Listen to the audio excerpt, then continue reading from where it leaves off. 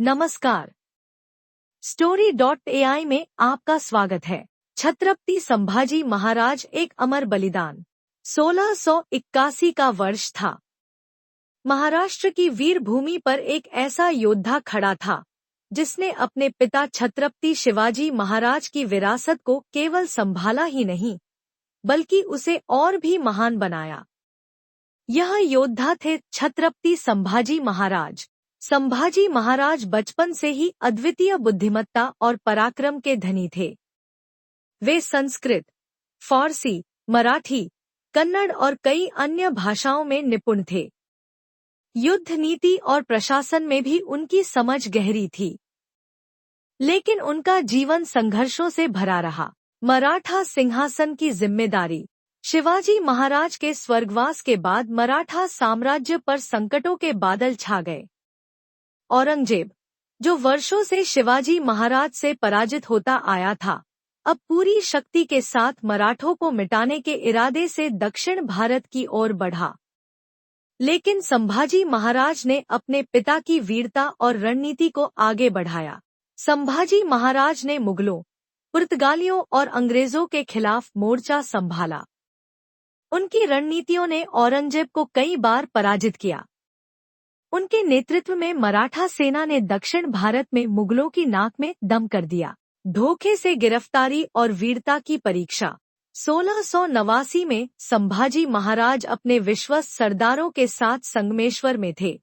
तभी गणोजी शिर्के नामक एक विश्वासघाती ने मुगलों से मिलकर उनके ठिकाने की सूचना दे दी। मुगल सेना ने उन्हें घेरकर बंदी बना लिया। औरंगजेब को लगा कि वह अब संभाजी महाराज को झुकने पर मजबूर कर देगा, लेकिन उसे अंदाजा नहीं था कि वह किस महायोद्धा से टकरा रहा है। संभाजी महाराज के सामने दो विकल्प रखे गए, इस्लाम स्वीकार करो या मृत्यु सहन करो।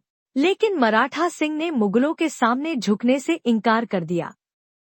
क्रोधित औरंगजेब ने उन्हें अमानवीय यातनाएं देने का आदेश दिया। संभाजी महाराज के शरीर को लोहे के पंजों से चीर दिया गया, उनकी आंखों को गर्म सलाखों से जलाया गया, लेकिन उन्होंने अंतिम समय तक अपने स्वाभिमान और धर्म की रक्षा की। संभाजी महाराज की अमर गाथा। 11 मार्च 1689 को कई दिनों की यातनाओं के बाद औरंगजेब ने उन्हें क्रूरतापूर्वक मृत्यु देने का आदेश दिया। लेकिन संभाजी महाराज की शहादत व्यर्थ नहीं गई।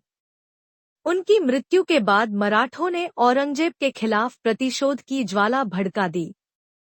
अगले कुछ वर्षों में मराठा सेना ने मुगलों को बुरी तरह पराजित किया और अंततः औरंगजेब की मृत्यु के साथ मुगल साम्राज्य का पतन शुरू हो गया। महाराज की कहानी केवल एक वीर योद्धा की नहीं, बल्कि एक ऐसे महान राजा की है जिन्होंने अपने आत्मसम्मान और मातृभूमि की रक्षा के लिए मृत्यु को गले लगा लिया, लेकिन झुके नहीं।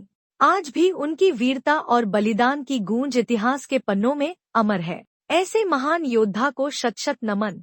अगर आपको यह कहानी पसंद आई तो हमारे YouTube चैनल Story.ai को जरूर सब्सक्राइब करें, जहां हम इसी तरह की ऐतिहासिक और प्रेरणादायक कहानियां लेकर आते हैं।